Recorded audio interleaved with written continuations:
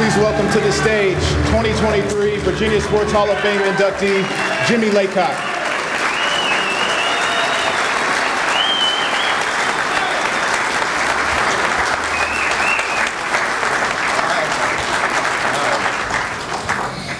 Go, Jimmy! I look better with hair, didn't I, huh? Thanks for coming out. I appreciate you being here, and I very, very much appreciate the honor that the Virginia Sports Hall of Fame has bestowed on me, and I'm glad to share it with my family. They have been very, very loyal and through some tough times, and they're here with me tonight, and that means a great deal, as it does to see so many people here from William & Mary that have been with me or have worked with me throughout the years. And then I got a lot of friends, and I'm not gonna, they all want me to call their names, and I'm not doing that. I'll just say they're all here, and they know who they are. But I got guys that I played ball with in college and all the way through. So it's really good. And also, I think I need to put I want to put a plug in, help Will out, because I think with their sponsors, we would not be able to have this event. And I think all of y'all look at it and feel this is first class. They really did it up right. And in order to do it, they had to have their sponsors. And I think that's really something we need to understand. You know, people want to know, how can you be a coach, Division I coach, for 39 years? And I said, really, the answer is pretty simple. You got to win, don't cheat, and don't piss off the wrong people. You know, other than that, it's pretty simple. You know, but then you turn it around and say, well, why? Why do you want to do it? Why did I want to do it? I wanted to get in coaching for what I felt like was the right reasons, and it all stemmed from, you know, my high school coaches were great examples for me. Then I come to William & Mary, and I ended up playing for two Hall of Fame coaches, Marv Levy and Lou Holtz. And then my first full-time job at the Citadel with Bobby Ross, one of the all-time great coaches around. So, I mean, I had a great pedigree in coaching, and it really helped me. And then, so then I thought, I was at Clemson as an offensive coordinator. I was 39 years old, and I thought I knew a little bit. I knew it, no, not a little bit, a lot about everything. And the William & Mary job came up, and I said, I'm going to go after that. And sure enough, I got it. And it didn't bother me that I was the third choice. No, it didn't bother me that two other people had turned it down and they didn't have enough money to interview anybody else. That didn't bother me at all. What bothered me is when I got there, I saw why they turned it down. You know, but you know, I got some advice back in those days from a very famous big-time coach. He said, Jim, you got the William & Mary job. I'll give you one bit of advice. He said, go there and work and coach like you're going to be there forever. And then the first chance you get out of there.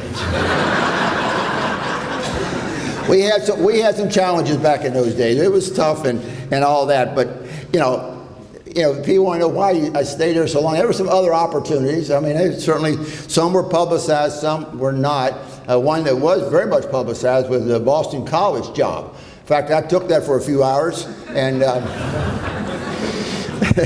you know, but that was fine. I felt really great about finally not taking that Boston College job, because that's when the state mandated a 3% pay cut. So I took a pay cut to stay at William & Mary and not go to Boston College. So, like I said, nobody accused me of being really smart. But one of the things about looking or taking another job, I got a good bit of advice too. And before you take another job, you have to be able to leave the one you have. And that, I kept coming back. I kept coming back to that if something came up as to, you know, did I want to leave Williamsburg? Did I want to leave William & Mary? And you know, the answer always came up no. Right or wrong, it is what I did, and I don't have any regrets. And there was I had a lot of highlights, and I certainly, I'm not going to bore y'all by talking about all the games, and I already talked to Sean about us beating Virginia up there. It's been a pretty big highlight. But I'm sorry, I didn't mean to bring that up. I said I wasn't going to do that, but anyway, you know, we were the first team. I was coach of the first team to ever go to play in Japan against a Japanese team. That first time ever. And I look back, and that may have been one of my best coaching jobs ever. because I doubt if many coaches could have kept that thing under 70 points like I did. I mean, I never had to do that. Well, never mind.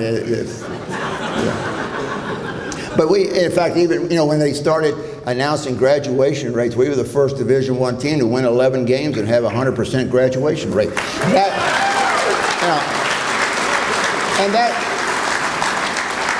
That kind of reflected back on what I had said when I took the job at William & Mary. I wanted to have a football program up to the level of the university. I didn't want to have excuses. I didn't want us to say, well, our guys lost this game, but we were smarter, whatever. No, I wanted no excuses. I wanted to have a program to that level. And I think for the most part, we probably did. And we had it in a lot of it because of great players that we had. I mean, and then you all know of two of them, most notably Mike Tomlin, the head coach of Pittsburgh, and Sean McDermott, the head coach of Buffalo. And those are just, I mean, they're very well publicized and well known, but they're two great examples of our program.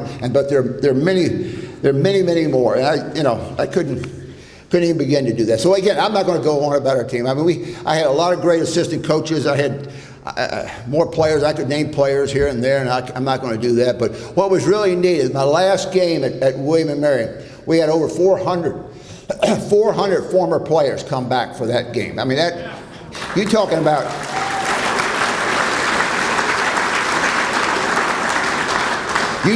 something that gets your attention. That'll get your attention. But finally, I'm very, very proud to represent William & Mary. And again, we look at different schools are in the Hall of Fame, and I really am proud to represent William & Mary into the Virginia Sports Hall of Fame. And I accept this on behalf of a lot of great assistant coaches and many, many tremendous players. Thank you very much.